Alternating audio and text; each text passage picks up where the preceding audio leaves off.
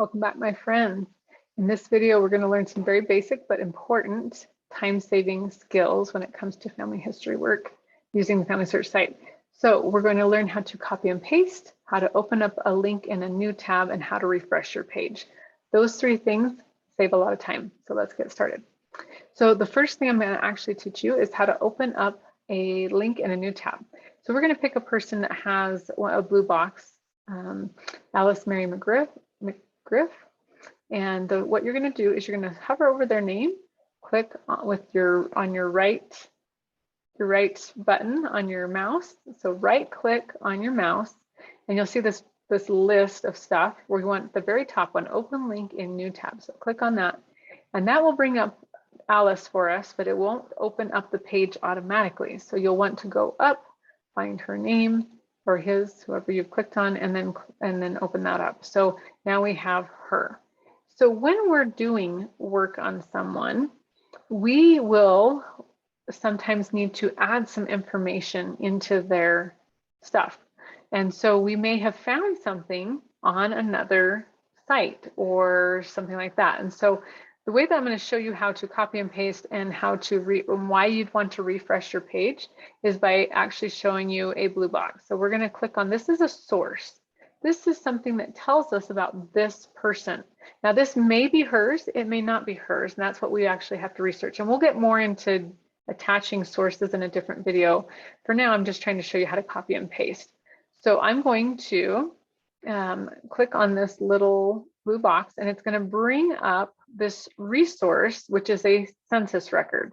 Census record is just when they come and they see who all is living in, for us, this is America. So in America, they come to each home and they want to know who's living there, how old are they, and sometimes they get other information as well. So this is a 1930 census record. It says Alice Denton on it, and it has some information there.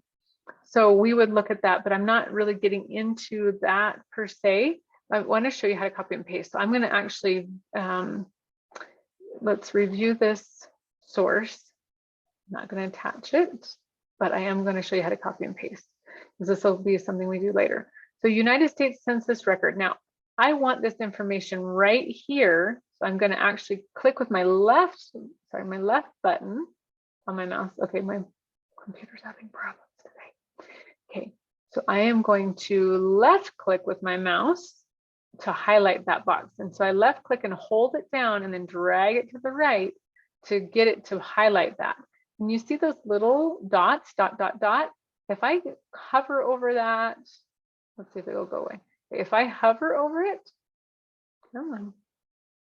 Well, now it disappeared on me. If I hover over it or click on it, it'll bring up that box or the list of things I can do, and then you can see how to copy it. You can also right click and it'll bring up that box as well, and you want to push copy.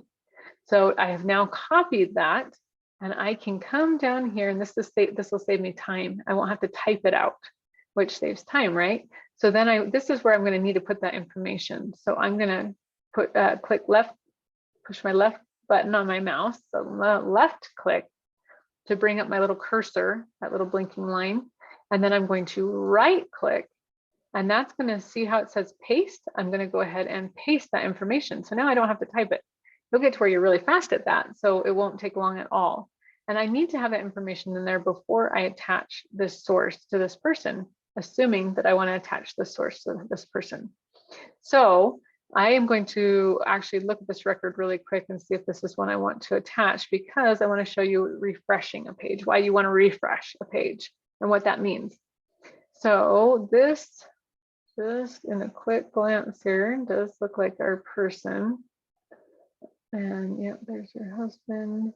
Okay, so I'm going to go ahead and attach this. We'll get, as I said, don't stress about what I'm doing right now, because I'm going to come back at another time and do this.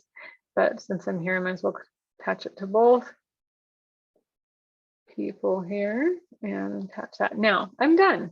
I'm done with that source, that record I'm attaching to her. So I'm going to close my source linker box. And now that takes me right back to this page that I was on when I first looked at that blue box under Alice McGriff. I want to get that blue box to go away. I've already attached it, and so I don't need it anymore. This is where refresh comes into play. So do you see this little circle with an arrow up here on my left? Your computer might be a little different if you're using like a Mac. But that refresh, that's my refresh button. And if I hover over it, it says refresh.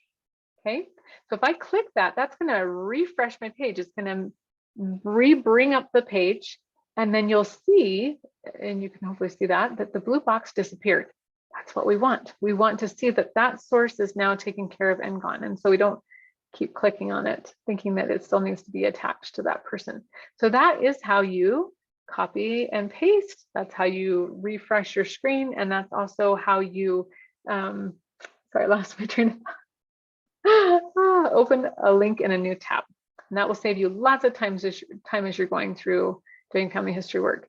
And one of the reasons why, just so you know, for opening a link in a new tab, instead of just clicking on the person and having it just bring it up in the same window, is we will lose our roadmap. Remember, look up here on our left, Miles Dimmitt is our roadmap, his descendancy chart.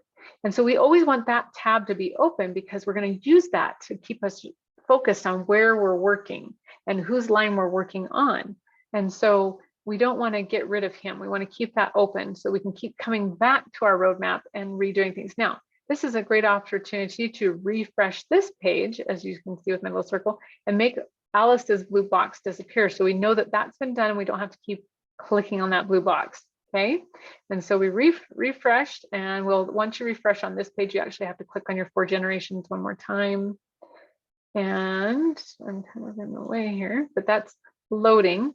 Once that loads, it'll bring it up, and guess what? Oh, see, her blue box disappeared now. So we're good. We will learn some more about researching and adding sources, but our next video is on standardizing. We'll see you in just a few moments.